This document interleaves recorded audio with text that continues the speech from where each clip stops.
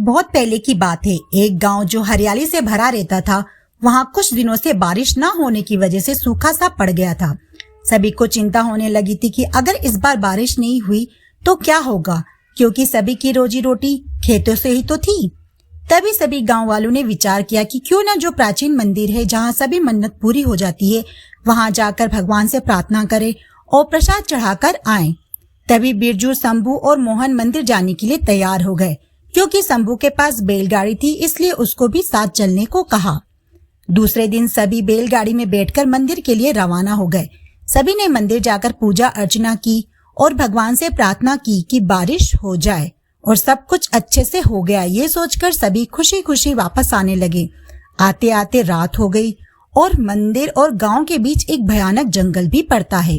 जैसे ही जंगल आया, सभी को चिंता होने लगी और डर भी लगने लगा। सभी एक दूसरे से, अरे शंभू, अब क्या हुआ? जल्दी जल्दी गाड़ी चला। तुम खुद भी डर रहे हो और हमें भी डरा रहे हो।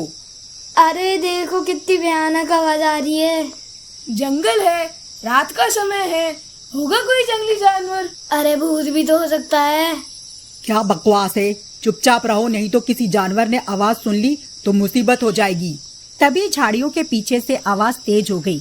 सभी झाड़ियों की तरफ देखने लगते हैं। तभी एक सियार वहां से निकलकर भागता है। सभी राहत की सांस लेते हैं। जैसे ही आगे बढ़ते हैं, तभी जोर जोर से बिजली कड़कने लगती है और उनके बैलगाड़ी के आगे आकर गिर जाती है। लगता है आज हम में से कोई नहीं बचेगा। ऐसा थोड़ी ही ना है, हो सकता है कि आज किसी एक को मरना है और उसकी वजह से हम सब भी मारे जाएंगे। तो अब क्या करें? ऐसा करते हैं, वो जो पेड़ दिख रहा है उसके पास से हम तीनों एक एक करके बारी बारी से वहाँ पे जाएंगे। जिसको मरना होगा उसके ऊपर बिजली गिर जाएगी और हम सब बच जाएंगे। सभी ने इस बात को मान लिया। सबसे पहले मोहन गया।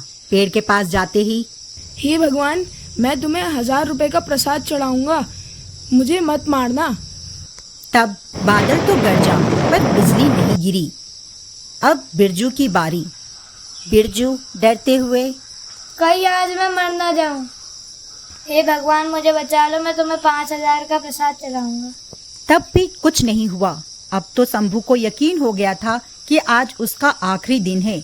वो पेड़ के पास गया और भगवान से बोला, हे भगवान, मैंने आज तक कुछ गलत किया हो तो मुझे माफ कर देना और मेरे घर वालों का ख्याल रखना और इन दोनों को सही सलामत अपने घर पहुंचा देना। इतना कहते ही बादल जोर जोर से गरजने लगे और बिजली टूटकर बैलगाड़ी जिस पर बिरजू और मोहन बैठे थे उन पर गिर गई। ये देखकर शंभू चौंक गया।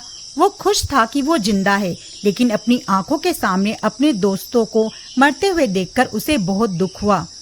उसने भगवान से प्रार्थना की, हे भगवान, अगर मैंने अपनी जिंदगी में कभी भी अच्छा काम किया हो तो उन सभी का फल इन्हें दे दो। ये सुनकर वन देवी प्रकट हो जाती हैं और खुश होकर उन दोनों को जिंदा कर देती हैं और शंभू से कहती हैं कि तुमने अपने लिए तो कुछ नहीं मांगा। शंभू ने कहा, हे वन देवी, अगर आप बारिश करवा दो तो मुझे वैसे ही सब कुछ मिल जाएगा। ये सुनकर वन देवी कहती हैं कि ठीक है, जैसा तुम चाहो, और आज के बाद तुम्हारे गांव में कभी भी सूखा नहीं पड़ेगा। ये कहकर वन देवी चली जाती हैं और तभी जोरों जोरों से बारिश होने लगती है और शंभू को बिरजू और मोहन गले लगाकर धन्यवाद बोलते हैं। तुम्हारी वजह से आज हम जिंदा हैं।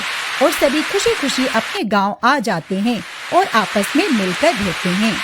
दोस्तों, इस कहानी से हमें यही सीख मिलती है कि अच्छे कर्म का फल हमेशा अच्छा ही होता है। इसलिए हमें हमेशा अच्छे कर्म पे ध्यान देना चाहिए।